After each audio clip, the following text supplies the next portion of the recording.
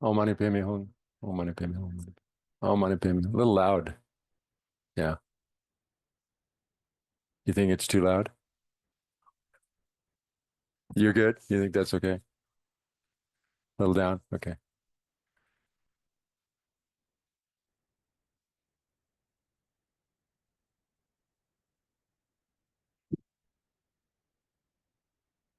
Okay. Well, really good to see you all and on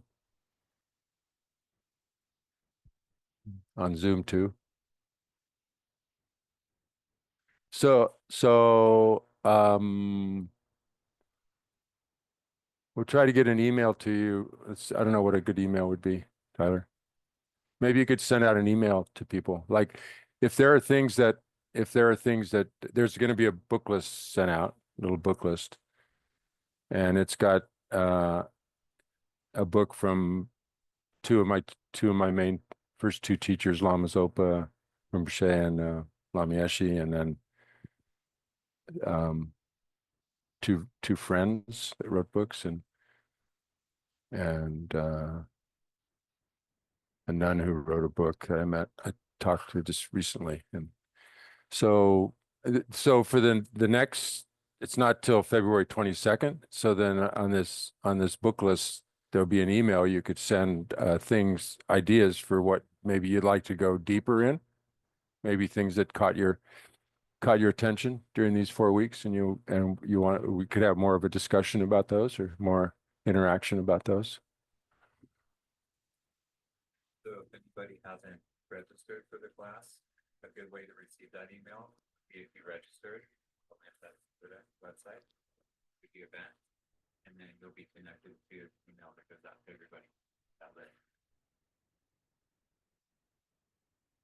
Good. Lucas, how's your disc? No, you're walking anyway.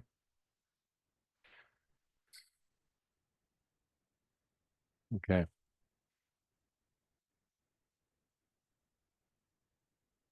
So before we do a meditation, I wanted to give a big shout out to compassion. You know, uh, I don't think it gets enough press, right? Needs a little more, some more kudos.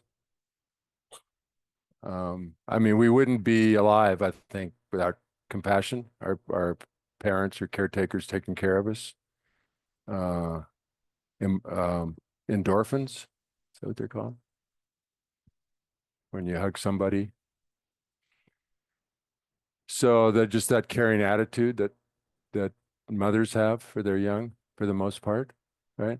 Unless they have problems they're issuing with, they're dealing with. Um,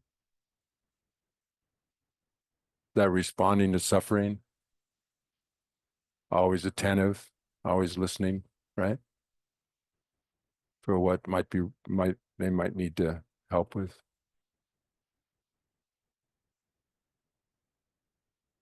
So I don't think things would function very well, just on a worldly level without compassion.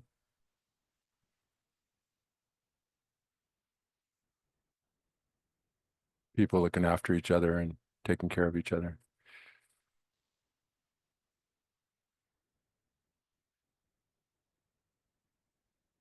When I worked in a high school, there's this story of somebody who was considering taking their life. They're on their way home, walking home, they're going to take their life. And somebody they crossed, somebody just smiled and said, you know, have a good evening.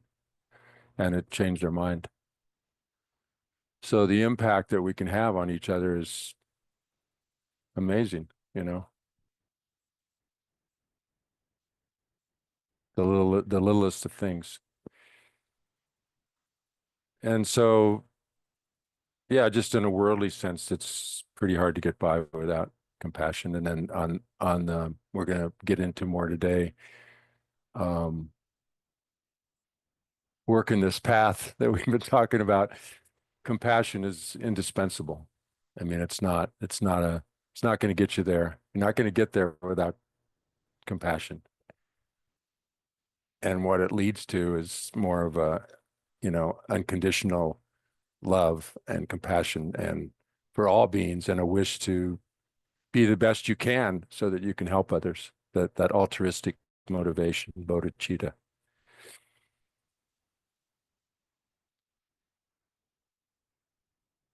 So yeah, compassion.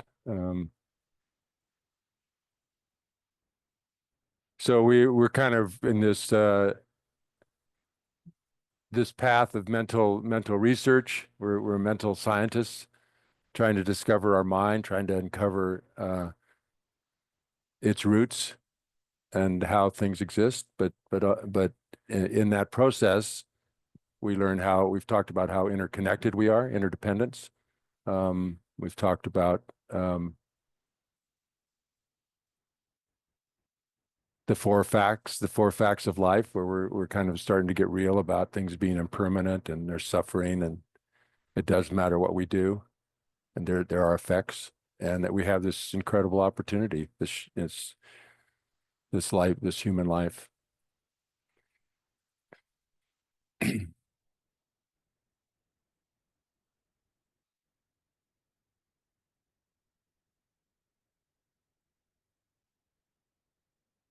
So we're trying to develop more so that we can unleash the wisdom that we have inside and compassion we have to really help others.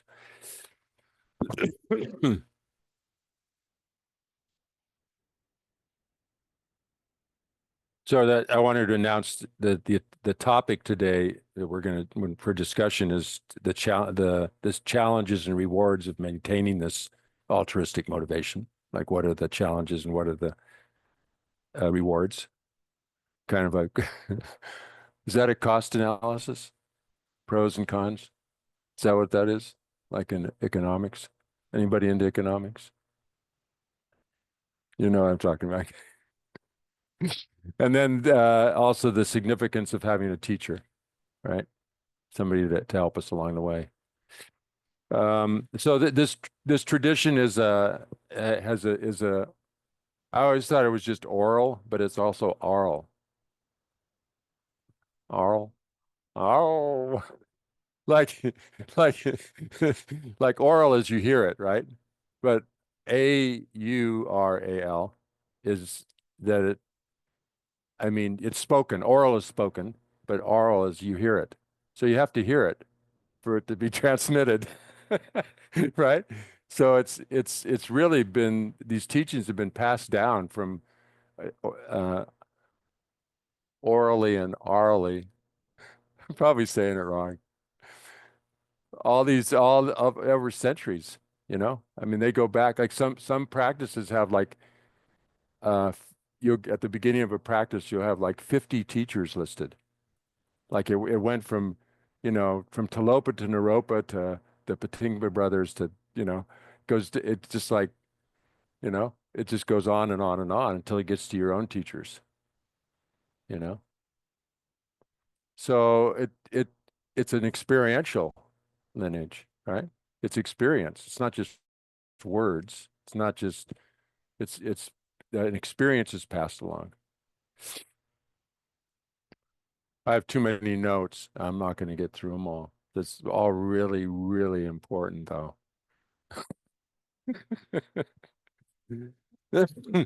Sorry. I wanted to hit a little bit on like we talked about emptiness last time. So this also, emptiness also gets into like um we said and nothing is existent from its own side. We're interdependently existing. We're not independently existing. So that we also in relational terms we can think of that like high low, right? Or like short and tall. So if I stand next to somebody, I'm taller than them, but if I stand next to somebody else, I'm shorter than them. So I'm not inherently tall. You see what I mean? So we can see it easier that way, maybe, that term like here and there. Like I'm here, but to you I'm there, right? You're there, and you go, no, I'm here. Okay, let's get an argument, okay? So a lot of arguments come out of holding on to dualistic concepts like that without understanding that they're just relative, you know? Yeah. So that's where emptiness can be really helpful to understand. It cuts the grasping, the holding on. I'm tall, and you hold on to that like, and then all of a sudden, this guy I worked with, Clay, was 6'7", and I went, okay, I'm not tall. Okay, so it's like that. Um, but we can also see it in like a mirage when we see a mirage, right? We think there's water there, but it's only because of causes and conditions that it looks like water. We get closer, we realize it's not water, like a dream. I had some dreams last night that I just totally believed in until I woke up and I went, really? You fell for that? Like, you know what I mean? Do you have those? I know, I love dreams too, you know? But it's like my neighbor's cat it's orange, it turned into an orange caterpillar. And I went, oh, well. And I asked somebody, did you see that? And they said, yeah, I saw that. And I went, okay, I guess it's real. So you get this group consensus, and all of a sudden you're agreeing that things are the way they are, right? And it's like I wake up and I go, it's no way that could have happened. It doesn't happen in dream. What? So and then you wake up, right? So they say we're in the sleep of ignorance. So that's why they say Buddha is awake. When he was asked, he was awake. He woke up from the dream of ignorance, right? So we're under the spell of ignorance, thinking things exist from their own side. Okay, one more thing, okay? Just give me a. There's this thing of the circle of three. So like we're very dualistic. Like I'm here, Tyler's there, subject, object, right? But it doesn't, and then there's the actor perceiving. So, but the three can exist separately. And where is Tyler? Is he out there? No, he ducked. Is he out there? Or is he, okay, so we see by using our eyes to convert light into electrical signals that the brain then interprets as images. Now, there's a lot there that's very materialistic explanation. Where's the mind? And it's like we use the eyes, like we're some sort of separate entity, right? That can use the eyes. So this whole thing is interdependent. And you can say, well, is he in here? Is he the mental image? Or is he out there? Well, you can't say he's not out there. You can't say he's not in here. You see what I mean? It breaks down. It's the conceptualization, the conceptual description of how it happens breaks down. Does that make sense? I'm glad it does to you because it's mind-boggling. It's not because I do that over and over and over again. That's why I meditate, because this habit has been, and oh, come on, there's Tyler. I can see him. We just trust our senses, but wait, can't happen that way. It can't happen. It won't work that way. That he's independently existent out there. I wouldn't be able to pick him up. There wouldn't be any interaction. There wouldn't be any relationship.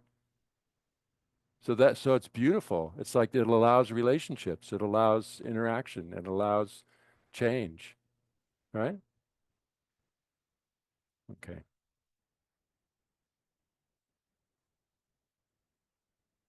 We're going to focus now. We're going to switch now to this bodhicitta, which is indispensable. Like you can have all the wisdom in the world, great concentration, fantastic renunciation. Without bodhicitta, without this wish this compassion and this love,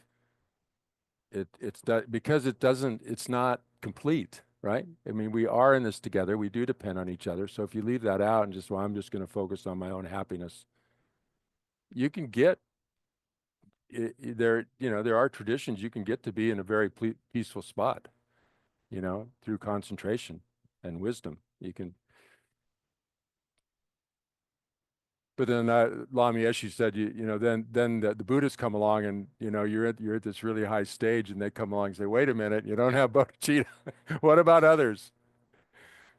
And so you can't really, you need, and we're going to talk a little bit about Tantra. You need that heightened bodhicitta and all the paths to get enlightened. And then Lama said, sounds like propaganda, doesn't it? So it sort of sounds, you sort of have to really study this and look into it, you know. It's like, does it work or not?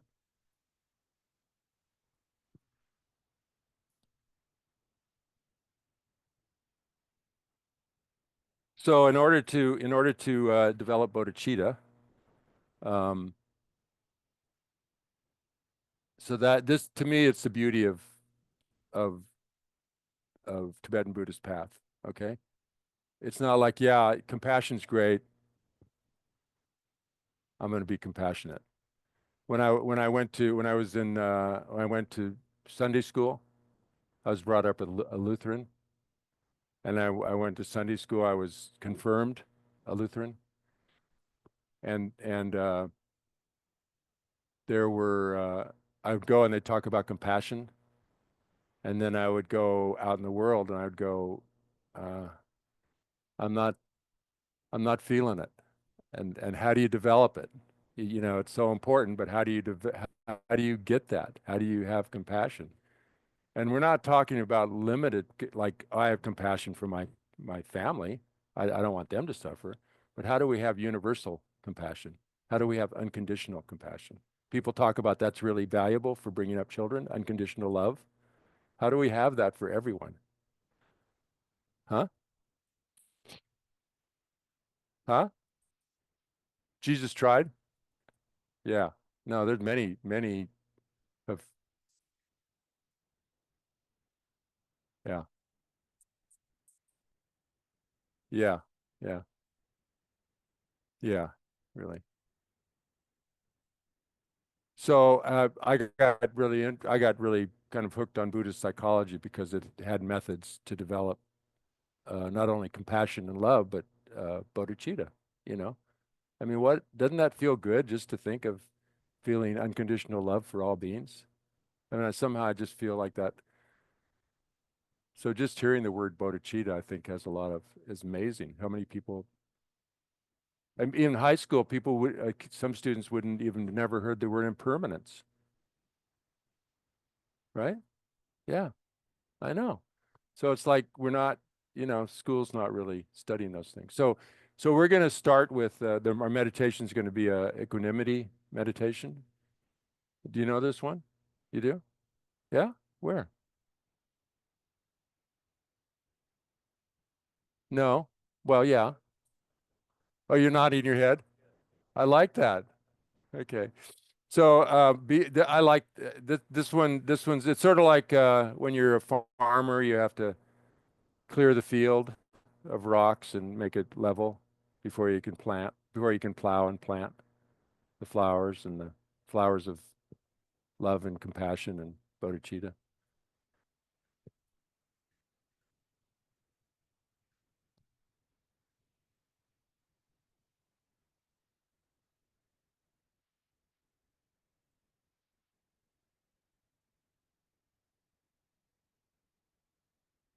Yeah, yeah, yeah. Wow. See, I would just like to ask you more questions about that, but maybe another time. We'll do that. We'll do that. So so let's um so let's do that, okay? So this is um it's sort of the basis, the first meditation to do before going on to, and then we'll just briefly mention those other steps this time, and then maybe in the next classes we can go deeper into some of those. I'll just comment on them. Okay, so I mean we're way over budget already. I start out in the red this class. Got an economic theme today.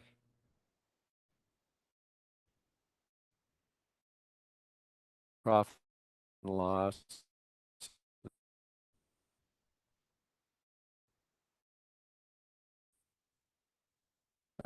Okay, sorry. Or if you're prone to get sleepy, then you can lay down to meditate. Doesn't matter. Um, lay down on your back and your back's straight. It just depends on whether you're prone to comfortable. And just follow your breath a little bit. And this is a guided meditation, analytical meditation.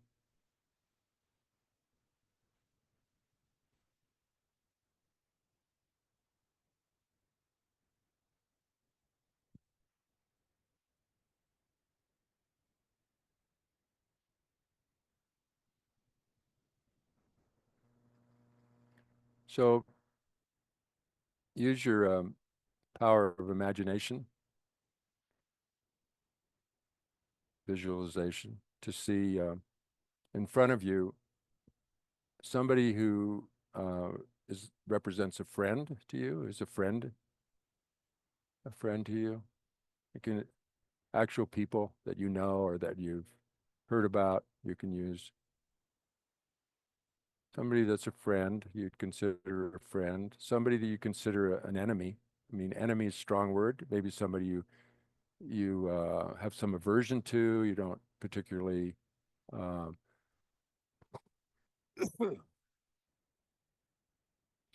not gravitated toward them, you're kind of repulsed. You kind of want to be away from them. And then a stranger, somebody you're indifferent to, somebody you don't know at all. Maybe it's somebody, a face you remember from when you were in a store or something like that, somebody you passed on the street.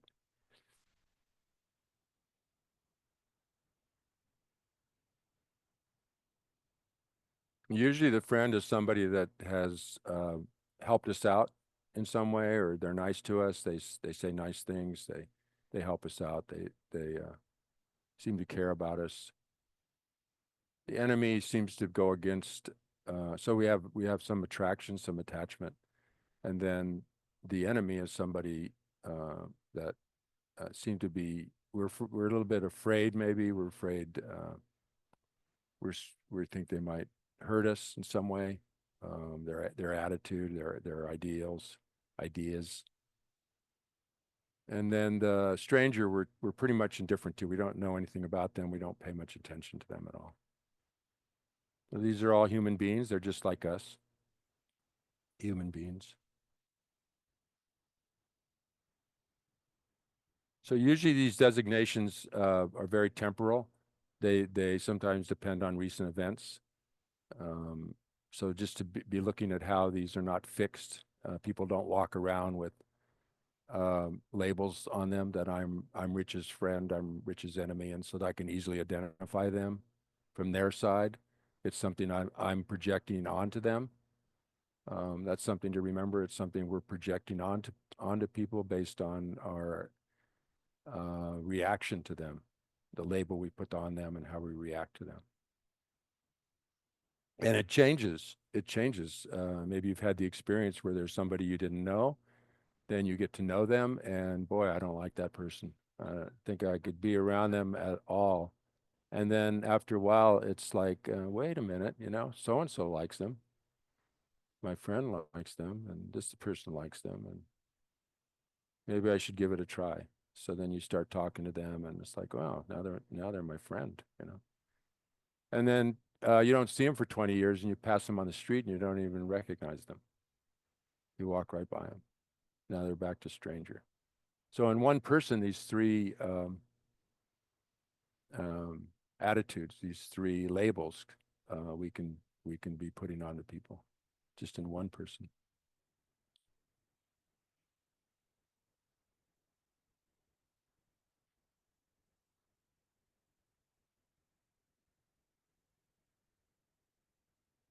So it's usually through my own attachment, my own anger, that I discriminate, my own projections causing me suffering, my own mental images are causing me suffering, how I interpret the images.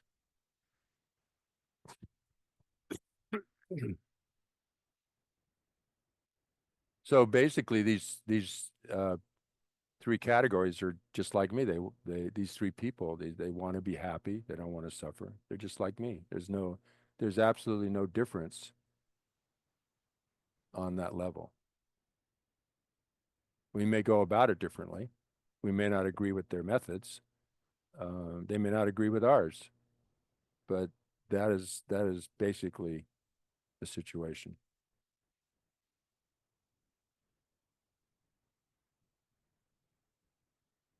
So why do I discriminate? Why should I discriminate? In fact, the person I see as an enemy, when they get mad at me, it's their anger that makes them mad at me. So why don't I get mad at the anger instead of them? It's like if somebody hits me with a stick, why I don't get mad at the stick. I get mad at the person wielding the stick.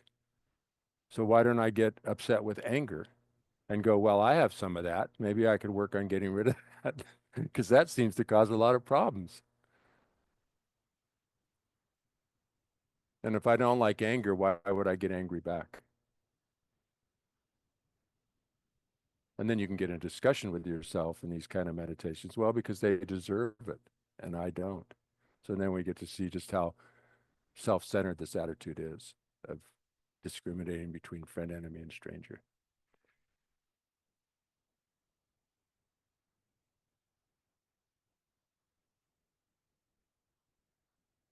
So then, so then we can think, well, maybe instead of attachment, endearment would be better. Real love, like selfless love, like not attachment's more, I love you, meaning I need you, for me, for me, for me. Whereas love is more, endearment is more, I want them to be happy. May they be happy. And then instead of anger, compassion. Oh, I know what that feels like when I'm upset, when my mind's agitated, when I'm not happy with something.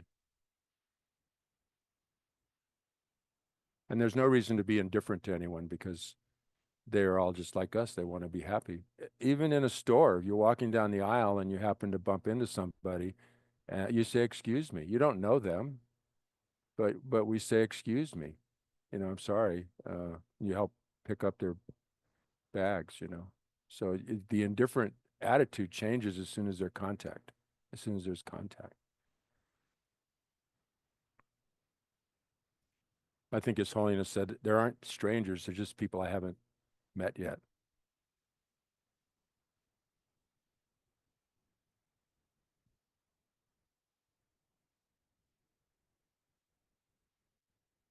So this great equanimity between friend, enemy, stranger, realizing that the labels come from our own mind. They're limited they kind of come from a bit of wrong view about people and very self-centered, right?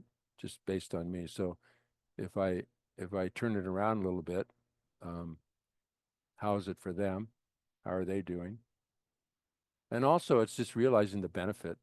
I mean, we couldn't get along without other people doing their jobs and you know things they do that support us so much, even when we don't know who they are. So, I mean, right, maintaining um, our electricity and heating and all these people we don't even know, but we can have some affection for them, some appreciation. Some teens would say to me, they wouldn't like their parents. And I said, well, they brought you into this world, they took care of you, and well, I didn't ask for that. They would say, that's their job. That's their job. Yeah, yeah, and it's a good thing they did their job. It's a good thing they did their job, or perhaps you wouldn't be here right now. Enjoying video games or your friends.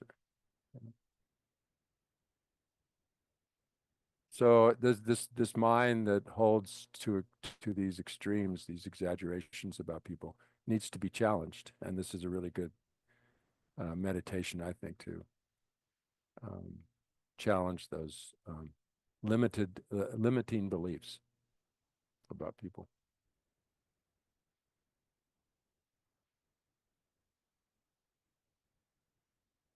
Okay, so we'll bring that to a close.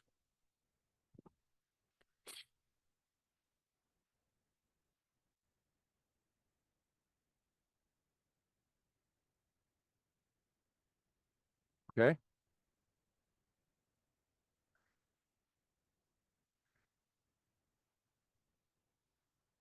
so this is just like, and there's different systems. Like there's one that's got. I mean, I'm not gonna get into them all, but it's like seven. There's two different systems of developing. One involves um, um, like seeing all beings as your mother. Now that's a stretch, right? Because it's like it means you have to sort of have some feeling for beginningless mind, and we've all. So if there's beginningless mind, then we've taken many forms. We've been and we've been in many different relationships. Like it's infinite, right? So everybody's been my mother at one point. I've been everybody's mother at one point. So you've all been my mother, and you've all been my children, huh? At one point or another. So it kind of goes on that, but I think even without that, like I think I mentioned this to a couple of people that in a retreat one time I had to give a talk on how all sentient beings have been my mother, and then it goes, and they've been so kind to me, and how do I repay that kindness? Right? It goes like that. So I had to give a talk on this. So for like 3 weeks, that's all I could think about when we went through the Lam Rim, like these stages that we've been going through. Every 3 days we'd go through all of them in meditation, like spend a few 15, 20 minutes on each topic and keep circulating. So it's kind of good to know the whole journey. And I was blown away. I don't think I'd ever done that. Like really sit down and, itemize, economic term, itemize all the things my mom had done for me. And then I start thinking about my dad, and I was kind of holding a grudge on him, but then I started thinking about some of the things he did, and I was like, wow, that's a limited view just to think about the bad things people have done to you, right? That's a limited view. And the way my mom handled, and sometimes people in the West, it's harder. Sometimes people have a thing about their mother, and Western psychology has a thing about blaming parents for how we turned out, right? Right? And sometimes it may be accurate. There's yeah, definitely. And sometimes there's drama and abuse, and so there is some accuracy there. Yeah, yeah,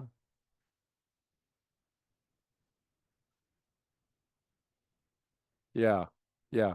So it's sort of like finding some caregiver then. Somebody you could work this with. Um, maybe it's a school teacher, maybe it's somebody who reached out to you know, and their kindness. Or it's looking for things that did go well, you know, because it's sort of like our news. The front page is all bad news. So you gotta go to NPR or go to the people who have been good to me in my life, that section, and then read about. So sometimes that helps sort of like, well, yeah, I really help. But my dad put, I'm going to say this, okay? I mean, what came to my mind was my dad putting preparation H on my hemorrhoids when I was like 8 or 9. It's like, who does that for anybody? You know? Huh? Somebody who cares, yeah. I mean, it's like, so anyway, so no, see, some people won't do that. So, and my dad, it's like I couldn't, when I thought of that, I went, really? Am I making that up? You know? But I didn't make it up. No. So So it's really valuable to just take one person and really see how, well, the all being's been my mother helps to like, so that you think of everybody. But if you just take one person and you delve into all the uh, things they've done, how kind they've been to you, and then you say, what if everybody, I mean, I don't know, but maybe everybody, I could think of something where people have been kind to me, you know. And then how do you repay that kindness? And then there's different ways to repay kindness, like you know, giving material things, or giving protection, or giving love, or giving dharma, which is a way to, it's like, well, what's a better analogy than teach somebody to fish instead of giving them fish, because then you're killing fish. So, but you know, teaching somebody a trade instead of just uh, building it for them, you know, instead of just building them something, you teach them how to, so how to work with the mind, how to deal with their, subdue their mind, the negativities. So that would be another way of giving. So that's one method, and then it leads to compassion and, you know, great compassion, great love, and resolve to do something about it, and then bodhicitta, you know, which has a wishing and a active part. Like, I wish all beings could be happy, and then active part is I want to do something about that. The other one goes more at the self, this, you know, when we hold on to this sense of self, we tend to really cherish it. So not just like the extremes of arrogance and narcissism, but like, I'm more important. I'm more important than other people. I don't know if you feel that inside, but I mean, people have, maybe people who, mothers, I don't think feel that often. I mean, not, I can't say always, I'm not a mother, but you hear of mothers like their child is under a car and they lift the car up. I mean, their sense of wanting to help somebody else and take care of somebody else is it's almost like this, right? When you wash your hands, we don't go, the thumb doesn't go, hey, I'm more important. How come you're not spending more attention on me, you know? They're just like working together to try to get it clean, right? Aren't they? Aren't they? It's not, you know, the little finger would say, wait a minute, hey, you've been neglecting me. Unless there's a store or something, okay? Then everybody goes, okay, let's have a look, right? Let's have a look and see how you're doing, and we'll try to make that right, right? So you kind of, that method, you kind of counter self-cherishing. You think with the benefits of caring for others. I'm just going to highlight these. We're not going to, yeah, take too long. So, then there's equalizing self with others. It's kind of the washing the hands things. And then there's a practice, Toneland. That, I think that was in Toneland, which is giving and taking. Really different than what we're used to. This is giving, taking on other people's suffering and giving them your happiness. I think mothers, that go back to mothers, we could use that, but care, you know, I mean, if I could just take your pain, I would. They say, right? They see their children suffering. If I just, they would rather suffer than see their child suffer, right? And they wish them all the best in the world. They want to give them everything, and they do. They give them material things, and sometimes they just get abused for it. You know, like I ran into that. You know, it's like, oh, he used to kiss me goodbye every morning, and now he's in middle school and he doesn't. So, or like, you know, mom, drive me to school, but stop a block away because I don't want people seeing that I'm getting out of the car with you. So even without getting any gratitude, any appreciation, they continue to take care, right? And wish the best, right? Got to be careful not to be a doormat, right? Not to be so lots of things around that. to look out for. But so that toneland practice is really like what causes suffering? What causes my suffering? No, wouldn't it? I'm only one. So what if I had a headache and I could take on everybody's headaches? That's more people. That's cost effective. I don't even like being an economist. But it's like it's like His Holiness would say it's wise selfishness. It's wise selfishness. It's wise to cherish others more than yourself because it's going to benefit you in the long run. You're going to feel better. It's going to, patience is really important. It's gonna weaken that strong fortress of ego. It's going to make you more humble. It's just has a lot of benefits. So then this compassion, love, resolve, and bodhicitta develops.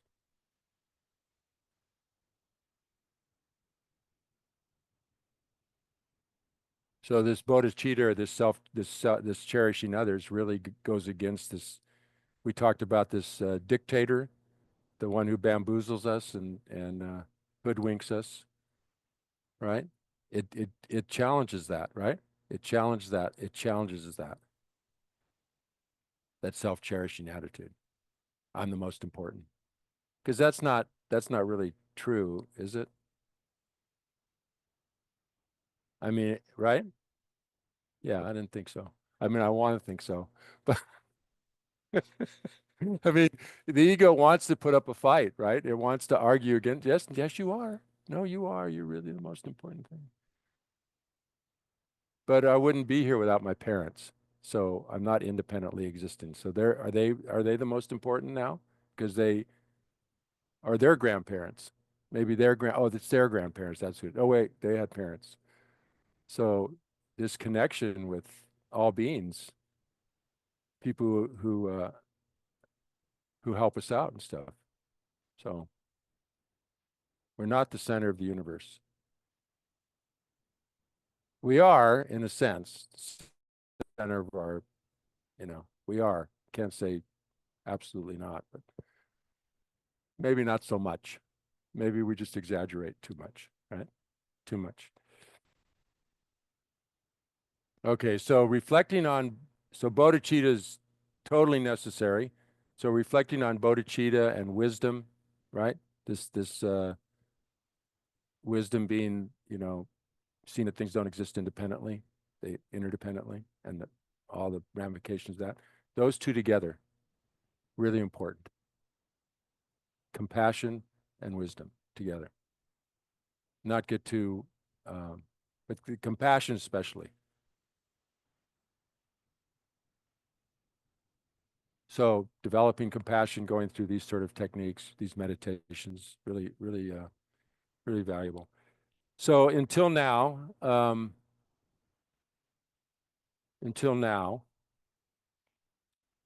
we've been talking more about um, like a sutra path. So sutra path is more you create the cause and then you have certain effects. You support life, then you have longer life. You don't steal, then you have more stuff. Maybe not right away, but in the long run. So it's more like practice compassion, do these techniques, you develop bodhicitta, cause and effect. Meditate on emptiness, you weaken this strong uh, self-grasping that we have. Self-grasping means grasping onto something that exists independently, thinking we exist independently. So you weaken that. But as we work on bodhicitta and emptiness, we start thinking, we start feeling, and the compassion, how unbearable the suffering is, people's suffering is in the world. The more we meditate on it. Remember, I told you Rinpoche, Lama Zopa, 3 weeks of a 4-month class would be on suffering. Just develop that compassion that's so necessary. As hard as it was to hear it, because we don't, it can only take so much of the suffering. So we have to have a kind of a view of self that can take it in, like a big, not so solid, so it can take it in. Um,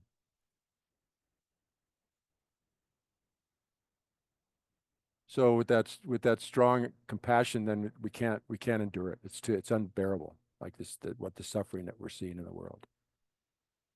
And there's so many examples of that. I mean, people, the refugees, the plane crashes that have happened lately. I mean, it's just like people are just their life is just they think they're just going to land. They're going to see their loved ones, and then there's this horrific collision.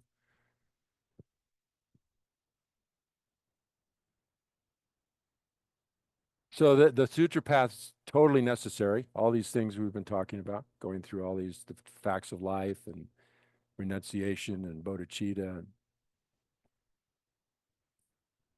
But then we start thinking we need um, we need something. We need a We need um,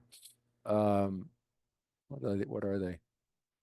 Like we want to get there quicker. We want to get like I want to be a doctor so I can help people, or a vet. I want to be a vet so I can help people, help dogs not suffer, and is there a way I can get there quicker?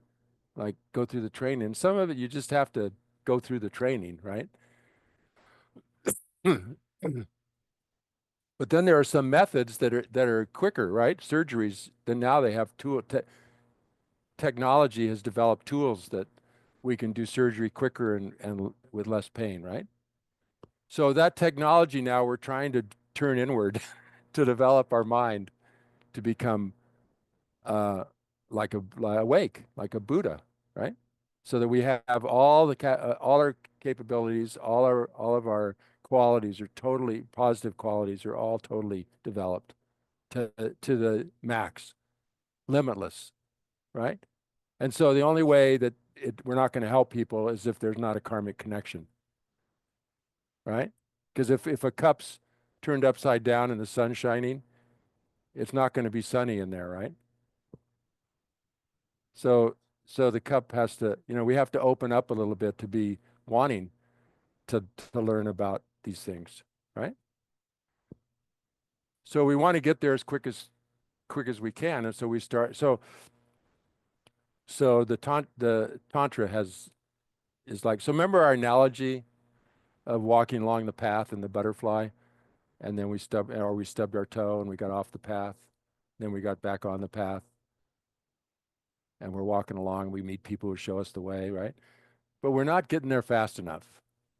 And we come to this part in the road where there's this really steep way to get to where we want to go. And this is like the beautiful ocean view we're heading for, and we know it's there. People have told us about it, and we want to get there as quick as we can. There's this other way. It's more gradual, but it takes a lot longer. Okay, this way's hmm, you know, it looks daunting just standing there looking up. So we fortunately we the prerequisites are renunciation, bodhicitta, and right view. Right? Like if you're going to climb, you do some climbing, Lucas. So you have to have some training ahead of time. You have to have some familiarity with the equipment you have. So you have to have some renunciation, bodhicitta, right view. Otherwise, you're going to start up that and just lose hope. You're not going to have the determination, and you're not going to have, when you get to that beautiful view, there's also all these people that are going to be like all your family, everybody, all the people are going to be there. It's going to be like heaven. I mean, it's people happy, and anyway, it's blissful. And so you're going to need some bodhicitta. You're going to need some, like, I want to get there to help others. You're getting there is going to really help a lot of people. So you say, I want to go that way, and it says on a tantric path up that way.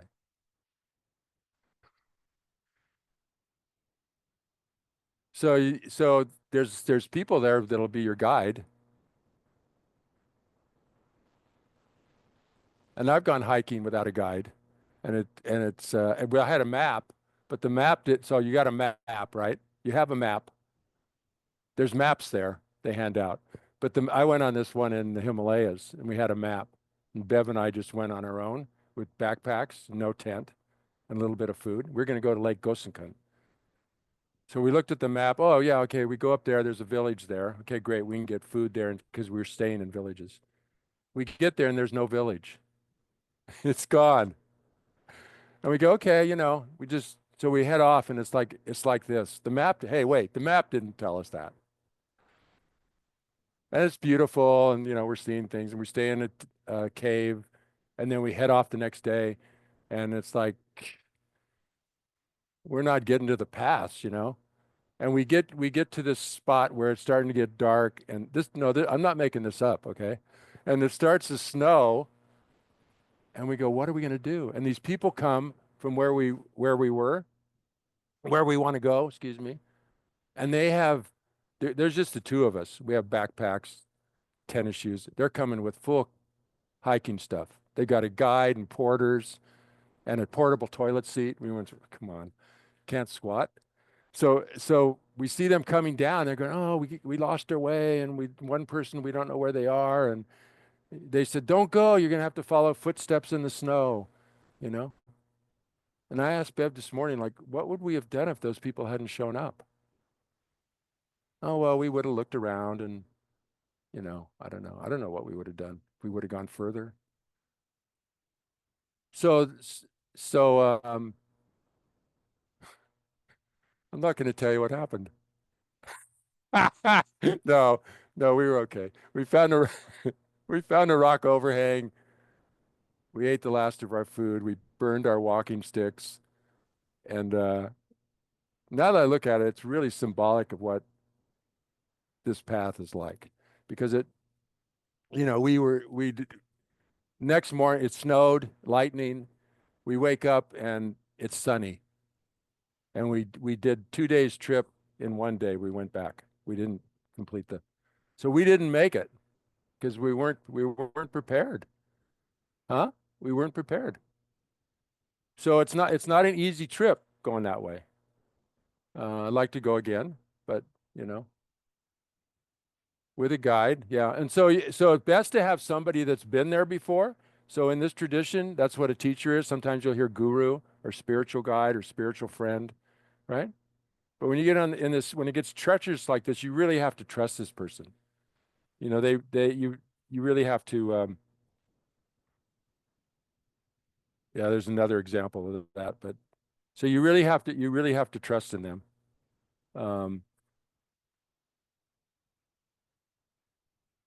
and in the handout you got or in the description it says something about devotion to a guru, devotion to teacher as central to tantra. So I don't know if that caught your eye, but devotion is pretty loaded, I think, term. I don't know for you. But to me, it's sort of, I think more to think of confidence. You have confidence in them. You have conviction that they can lead you where you want to go. So so then you come to the steep thing, and there's a guide there, and he says, "Yeah, I've been there," and other people say, "Yeah, we went with him, and he got us there and back. He got us there." So you hear from others, you check them out a little bit. You Google them because you want to check out your teachers. You want to check them out, right? Make sure. So teachers should have certain qualities. Like there's lists of tens, but like they should be pretty content. Not so greedy about the worldly things. Like they're really focused on this spiritual journey. A lot of compassion, good conduct, a lot of wisdom, right? So you find this guide, and he goes, yeah, okay, I can take you there, and um, they also give you juice, because they're excited about this trip, right? They give you juice to make it because they've done it and they know what it's like to get and see the ocean, right? They've seen the ocean many times, kind of never leaves them. This expansive, um, blissful view, hasn't left them. And then you can also take on some of this guide's qualities as you go. Like you're like, I'm missing, I don't have a lot of determination. Well, he's got a lot. I'd like to be like him. So that's another reason to have a spiritual guide, Like, wow, they're very lighthearted. I could use some of that. They're patient, a lot of courage, I'll just take that in. I'm going to take that in. I'm going to be like him. Right? Right? So powerful to have a teacher. And so like Bev studied, she went to Tibet, I think mentioned this, she went 3 times to Tibet studying with a teacher and studying sort of traditional teacher, and did many, many retreats. And then we met a teacher. She said, wow, it's like, back then maybe they would say, these teachers say, rest in, it's about awareness meditation, rest in the natural state. So she, the instructions she got and things she did, she did these practices, and then we met this teacher who was a Westerner who really laid it out, like how to get there. How do you get there from, how do you do that? And he had investigated and studied with different teachers and put a map together that made it easier. And she said, what? She said, wow, this would have been made it a lot. So it can make it a lot quicker to get up that hill if you just went by yourself. You could get off on side tracks or not know where to go in certain spots. So it can be really helpful. So I know I'm pushing time here. So this Tantra thing is really different than Sutra. It's quicker. And there's only, they say there's 1,000 Buddhas in this cycle. And the last one was the fourth. Shakyamuni, I think, was the fourth. Is that right? I think that's right. Tantra is, well, I mean, it's got a few definitions. Yeah. But it's like practicing the result now. So you see I mean, if you get you to get you can just visualize say, I don't know about Chen Rezig with 1,000 arms, but like Chen Rezig with just 4 arms, and out in front of you or on top of your head, and they are Buddha. They represent your Buddha, your enlightened mind, right? And they're not solid. They're made of light. And by with an initiation from a teacher, a ceremony, that you can visualize yourself as a deity. They're called, it says deity. It's kind of a loaded term, but as a Buddha, right? So you're practicing the result now. I have Buddha nature. It's not developed. So I'm going to see myself as that already. And what comes with that, they sit on a lotus sun and moon disk. So you see the lotus. The lotus is the renunciation, and then the sun is the wisdom, and the moon disk is the bodhicitta. So it's all that foundation has to be there. And then the Buddha is totally empty, right? The emptiness quality is there. Like you just see it as light, just light. You're just made of light. And you have all these qualities of compassion, and you do the activities of a Buddha. You people who are suffering, you send them what they need, and you send love to people. You act as though you already are, right? Tenzin Palmo wrote a book, Cave in the Snow, I think it's called. And she was in retreat for 12 years in this cave in the Himalayas. And she came to Vajrapani one time. She said something that's really struck me. She said, so what it's trying to do is overcome this ordinary view that we have of things, which makes us want to be attached and have attachment and aversion, because we see things as solid. Like if I just had that, then I would, but it's like, it's like not out there that's, I get it, it's impermanent, so it's not going to give me any permanent happiness. So we're breaking down that ordinary view, and that breaks down the grasping. Okay. So she said, it's not that we're ordinary and we're visualizing ourselves or imagining ourselves to be a Buddha, and we are 99% space. So it's not like a stretch, right? We're just not seeing ourselves the way we really are. So she says, it's not that we're ordinary and we're visualizing ourselves as a deity. It's that we are a Buddha and we visualize ourselves as ordinary. That's our problem. Ignorance gets us to see ourselves as ordinary and limited. Lama said, our problem is that inside us there's a mind going impossible, impossible, impossible. I can't, I can't, I can't. We have to banish that mind from the solar system. Anything is possible. Everything is possible. Something you feel that your dreams, sometimes you think your dreams are impossible, but they're not. Human beings have great potential. They can do anything. The power of the mind is limitless. We've just been putting it all outside. We never thought we'd fly, then we flew. Cell phones? What happened to typewriters? I mean, computers and cell phones and flying and, right? People, the human mind never at one point thought that was impossible. So if we turn that energy inside and start exploring our own mind and trying to see its potential, it can unleash that same sort of technological advances, but of the mind. Yeah. Okay. Was that kind of a little bit snapshot? A little bit. Yeah. I mean, um, okay. Yeah, I think we need to have a little bit of a discussion, huh? There was one other quote about bodhicitta. In my mind, this is from Lama Yeshe too.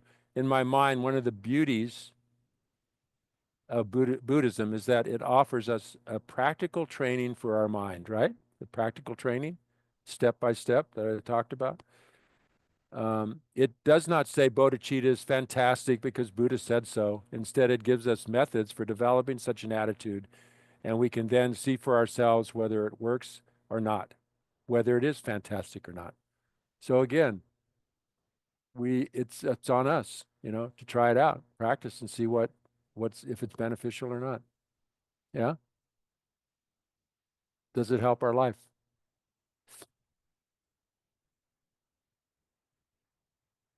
So what was the theme of the discussion? Challenges and rewards of maintaining a altruistic attitude and of having a teacher.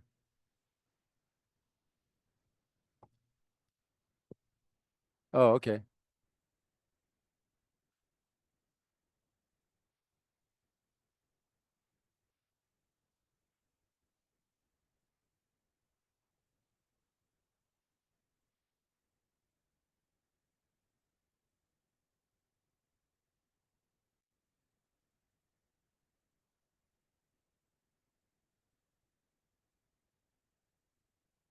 Yeah. I mean, compassion doesn't mean that you don't act against harm, because that could be it's I mean, it can be very compassionate to not let somebody go on and on about creating harmful acts, hurting others and hurting themselves, and hurting you. But it's speaking more to the attitude you have toward the person. So it's done out of compassion, knowing that um, I'll give you an example. There was a guy, it wasn't abusive, but it was a guy that his mannerisms were bothering me. It's like the way he ate and he was sloppy and like, you know, my German upbringing, it was like,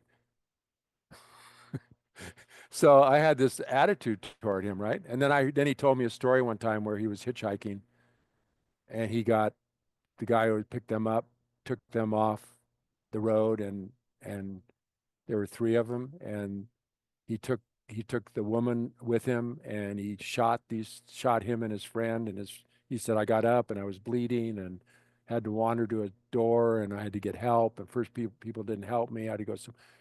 And I thought, if I had been through something like that, I don't know what I would be like. You know what I mean? So sometimes people who have been abused, who abuse, have been abused, and it doesn't mean it should go on and on, but it's just like we can act, we can act. We don't have to act out of anger. We can act out of compassion, but still we can try to stop them. We don't have to be around them, right? We don't want to submit ourselves to further abuse. We can try to get them help. People do interventions.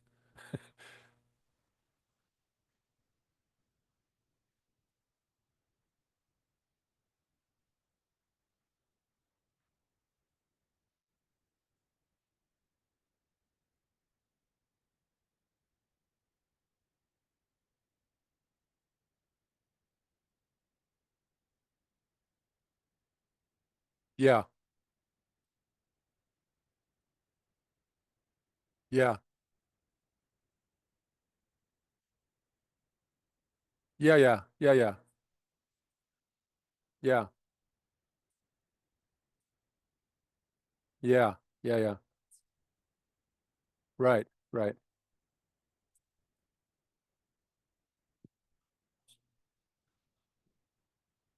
Uh-huh.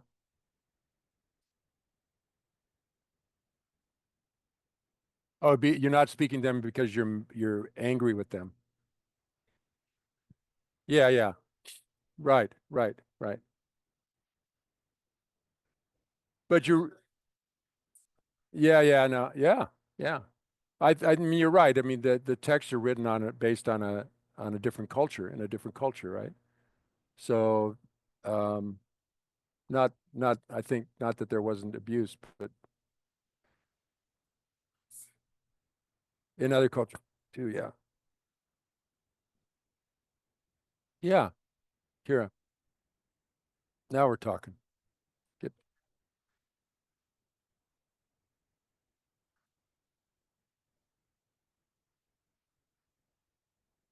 mm, wow. Mm, mm. The kindness of of nature, huh, Kira? Kindness of nature. Wow. Yeah, I think it's trying to find, so, and that's the biggest challenge is when we could say an enemy, because that would fall in that category, right? Not You're not indifferent, not a friend. They'd fall in that category of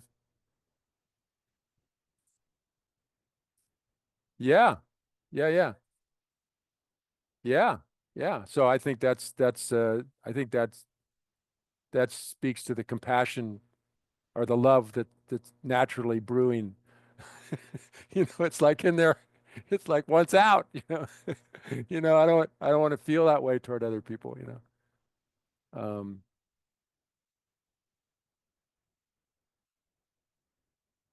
but the Tibetans came out of Tibet. They were after the Chinese. Some were in prisons for 10s, 15 years and abused, tortured. They'd come out and say, what was the hardest thing for you? It was maintaining my sense of compassion. So, and even up to very high levels of bodhisattvas, they get discouraged, and they have all these mental afflictions, like pride and and they're not it's not purified. It's not totally purified. Not It's not. So one is to be kind to you start with ourself. I think start with ourself, but also that sort of feeling does upset us, and we don't want to be upset. We don't. So why do I let them keep abusing me? That was one I thought when I had a situation once where I'd go home and I would think about this person, like what they did to me all day and how terrible it was. And I went, why do I take the abuse home with me? I don't like why am I honoring them by giving them space in my mind? in that way, right? So it's like, okay, it's not doing them, it's not hurting them, and it's not doing me any good. Um,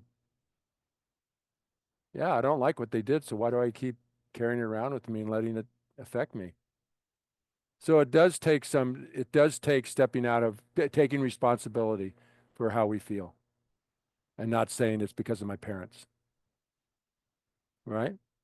Because there are people who are abused who come out like they're crusaders and they're like, I don't know, it's not a given fact that somebody who is like the Tibetans in the camps. It's not given that somebody who is abused comes out in a really bad way, right? I mean, I don't know. So that just points to that it has to do with our mind and how we react to it and how we make sense of it, the meaning we make of it, how we think of them, and whether we say, okay, um,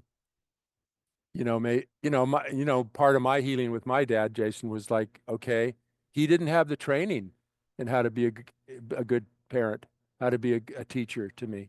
He didn't have any training, and he went through World War II. And he went through World War II. I have no idea what that was like. I don't know what I'd be like. And he's an alcoholic. So I think before one of these steps in here that I learned in a retreat was tolerance. That if you work on yourself and you see how hard it is to make changes, then people who are stuck in a certain flight pattern, you go, wow, I want them to change. I can't even change my one little thing here. I don't know. I think that softens it a bit. Yeah.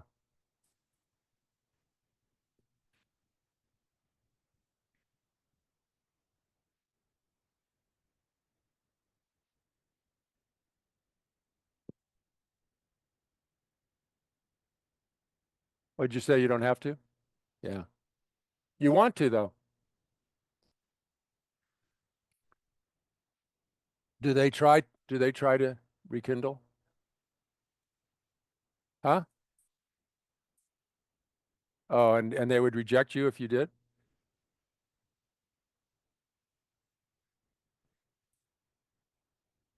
Abuse. Yeah, yeah, yeah. Yeah. Well, I never give up, okay? And that His Holiness has a little banner you could buy. Never give up. Has to do with compassion, right? Um, and I have a couple examples of that. One with my brother, and I brought up, hi Tom. No, he's not here. So he's he didn't want to, I just got into Buddhism, he just got into Christianity, and I thought it'd be great to have a conversation about that. And I brought it up and he went, can't talk about religion. You're not going to change me. I'm not going to change you. We could talk about the weather or politics, but, not religion. And I remember my dad was standing there and we were golfing and I went, okay, okay.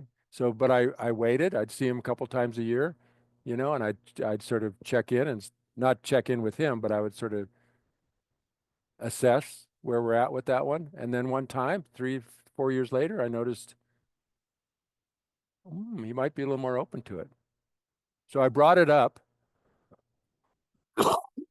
I brought it up, and he didn't remember it all. He didn't remember at all that conversation. And he said, I must not have been very secure in my religion. So he was more secure now. So and I've also had situations where I've had a certain view of somebody that maybe I knew in high school, and then 40 years later, I still got this mental image about what that was all like. And I just had to go see them. And it's just like, okay, that took care of that image. You know what I mean? So if you're carrying around a certain belief about what it's like and what it'd be like, and I mean, it's good to have some, caution, but yeah. The other thing is iMessages I found really helpful. Like when somebody's really hurt me over a long period of time, just resentment builds up. You just carry this resentment in you and this bad feeling. So in I messages, you know, when this happened, I felt this way because. So you totally own how you felt. And sometimes I had people check my letter because it's easy to sneak in. I feel this way because you're a, you know, you start blaming them for how you feel. It seems like it's really connected closely, right? Somebody says something mean, but it we still have choices on how we react. We still have choices on how we react. We got to own that as that's this inner being, inner trip that we're on, right? That we may not be able to control what people say and do to us, and it's hard. I have a hard time with it, but we can, you know, and the more we do it, the more kind of exciting and fun it can get, like um, Bev tried to pull one on me the other day that she's done in the past. It's like it's one of these things where, like, why do you do it that way? No one would do it that way. You know that one? And it's like it got me long ago. It really got me. It was like, oh, I'm so inept socially, and oh, she's so right about me, and this limited belief, right? Limited belief about me. And then I went, wait a minute, she doesn't know everybody. There might be somebody who does it that way. And even if there isn't anybody, what I'm doing isn't really that harmful. So then she wouldn't do it. But every once in a while it comes back, she says, you know, Rich, everyone has one of those. Why don't we have one of those? And I went, okay. So I catch it quicker now. So you and it's more fun because we can laugh about it. That's right. Those ones. Yeah. Like my parents will never be different, or my brother will never be different. If that would totally shut me off from any possibility. We shut ourselves off from any possibility. Now, you may be right, but it's good to test out the theory. I think it's good to test out the theory, sometimes. Not give up. Don't give up on people. But take care of yourself. Yeah, take care of yourself. If you can't do it, don't do it. If you can't do it, don't do it. But somehow then be at peace. Work on being at peace with it. But if you can't, then iMessage or you know maybe someday, yeah, yeah. Or do you have siblings? Okay. Or do they have brothers and sisters? Your parents? Yeah, yeah, yeah, yeah, yeah.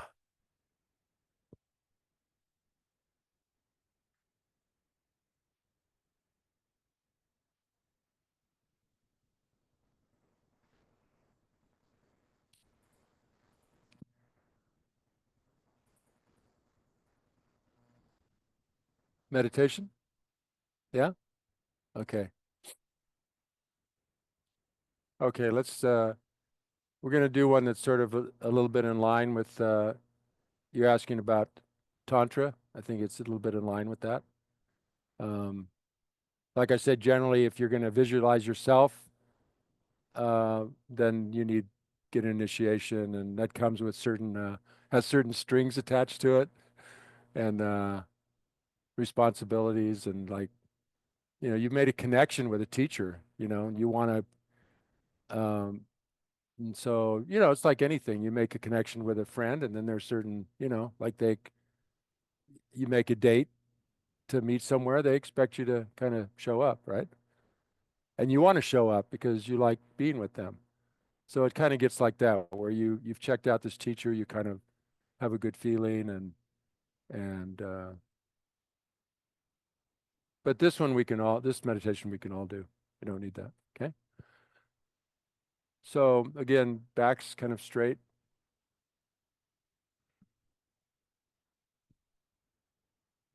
comfortable.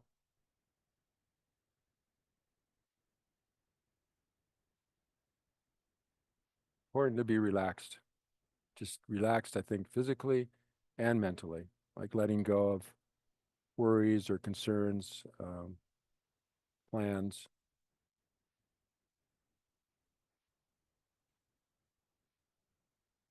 Tune into your breath and let your breath, feel your breath in your body.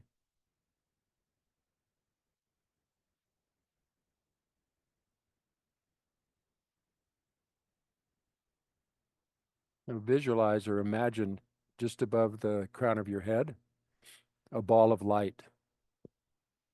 Now, this ball of light is about the size of a, let's say, just about the size of your head. It's a sphere, and it's transparent. You can see through it. So just do the best you can. Just know it's there if you can't picture it. But the more you can bring it to life. So above the crown of your head, because we are, as we saw, we mostly bring in light to see things. So we already are very much involved in light. So this ball of light is transparent and radiating. It's radiating light, limitless light, and it's very bright. And it's embodies all of the universal um, positive qualities in the universe: love, compassion, wisdom. Um, has all these healing powers, physically, mentally, dealing with any kind of physical problems and any kind of mental anxiety or agitation. Just above the crown of our head, about the size of our head. Powerful. And now imagine it gets smaller and smaller. It starts to shrink down in size. Doesn't lose any of its potency. Its capabilities, qualities all remain incredibly strong. Just becoming condensed. It gets smaller and smaller. It's about the size of a ping pong ball. And it gets a little smaller, smaller. And then it comes down through the crown of our head. And there's no obstruction because we're mostly space. Comes down through the crown of our head to our heart center. Right in the middle of our heart center, the center of our chest. And feel that ball of light. It's gotten a little bigger now. It's more like the size of a pea or so. Radiating light, wisdom, compassion, able to know all things. It has this knowing quality, clarity, wisdom, compassion. And this light starts to spread out in our body, radiating out in our body. So our torso becomes light. All the lungs, our two lungs and our organs all become light.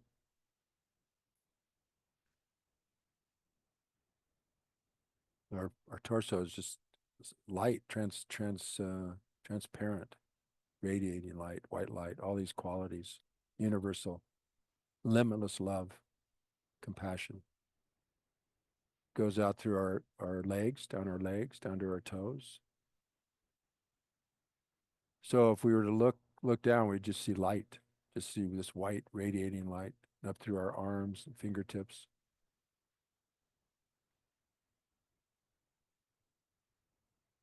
Up through our neck and our head. Our whole body now is just made of light. And it's not just the physical attributes that have transformed into light, dissolved into light, but any mental agitation, mental problems, worries. Because the universal love and compassion and wisdom um, see right through them. See right through them. They just dissolve in this light, this all-knowing light. Soft, kind.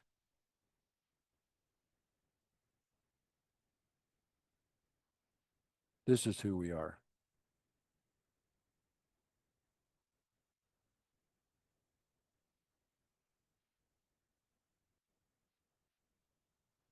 This light radiates. Now that we're just full of love and compassion, wisdom, it just spills out to others. Can't help it. There's no effort. It radiates out to all beings.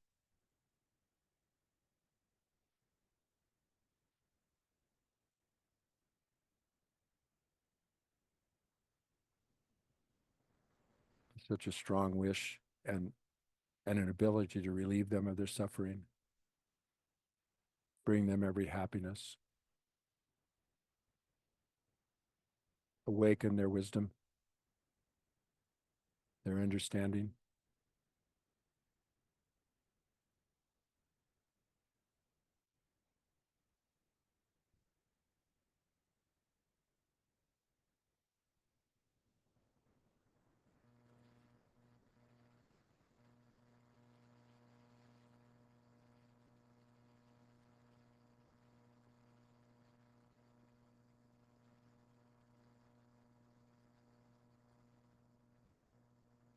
Limitless connection with all beings.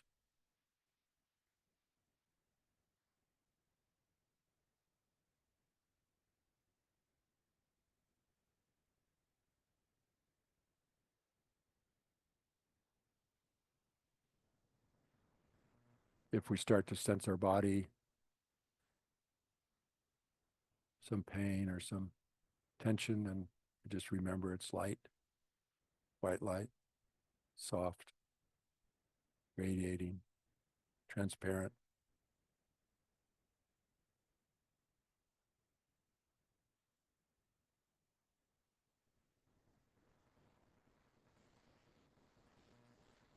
Now bring the light back.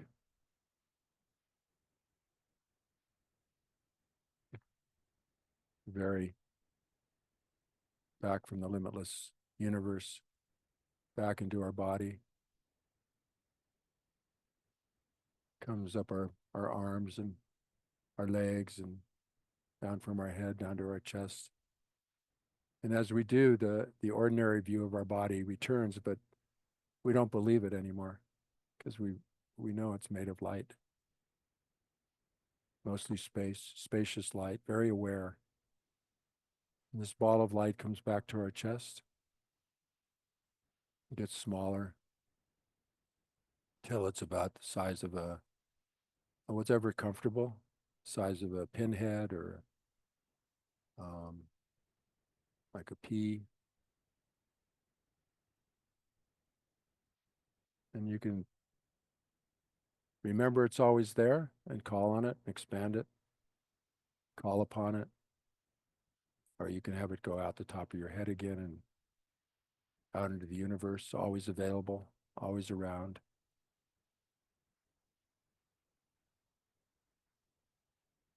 And as we come out of the meditation, remember this lightness of our body and our thoughts. They're still there. They have a different quality. We have a different relationship.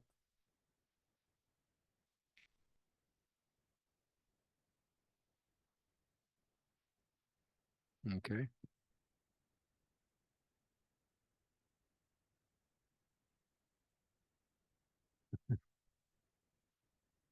Yeah. So this is the end of this 4 weeks. So we're going to get a email out to you that you can send in ideas you have about what you want to go deeper into the next 4 weeks. That's February 22nd, right? Yeah, that's correct. So I just want to throw out a couple things. His Holiness said that it's good to be far-sighted in this endeavor. Like keep, not short goals, but long-term goals, or no goals at all. Just practice. Practice daily is really good. Some determination, try to establish that altruistic motivation at the beginning, and then at the end, dedicating to all beings. That's always good bookends, for a practice. And the more we say it, maybe it's just words, and then maybe we start looking into it more and studying it more, and it takes on more and more meaning, goes deeper. And stay relaxed. Try to stay relaxed mentally and physically. And we need to stay patient, with ourselves. So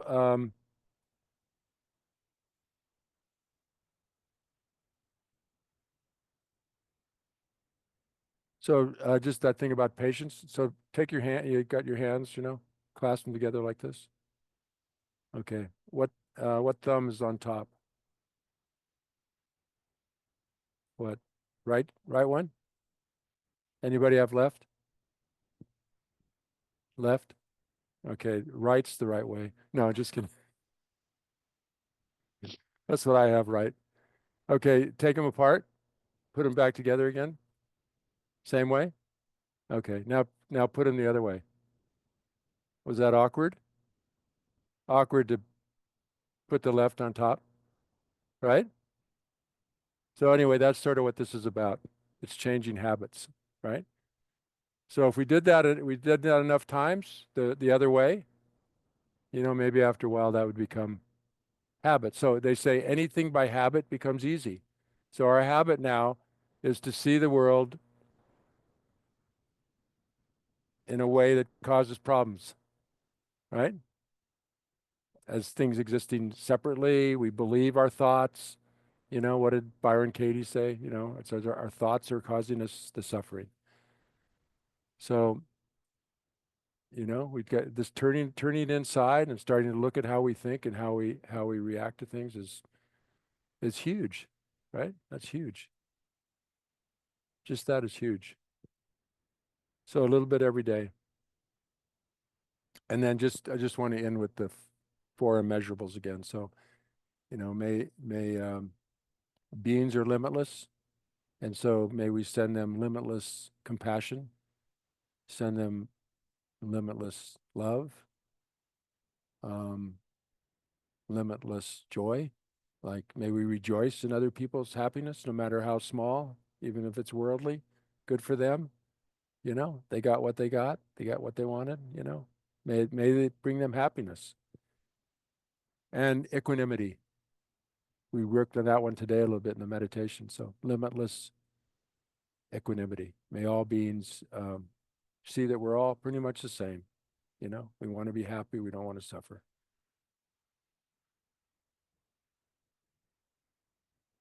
And we dedicate the merit, the energy we created over this 4 weeks to all beings' happiness.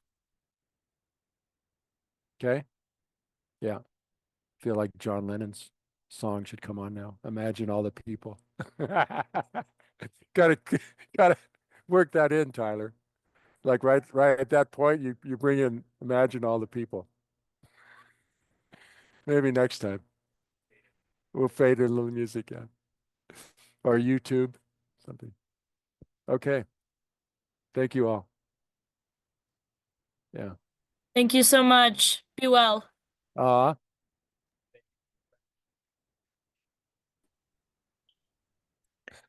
Thank you for 4 delightful weeks, Richard. Thank you, Emily. So much. And I look forward to the 22nd. Absolutely. Okay. See you then. Yeah. Be well until then. You too. Where are you, Emily? I'm in Salinas. Oh, cool. All right. Yeah. So I'm hoping the next sessions I'll be back in the physical with you guys. Okay. Yeah. Okay. Perfect. Cool. Thank you. Thank you. Thank you. Thank you all.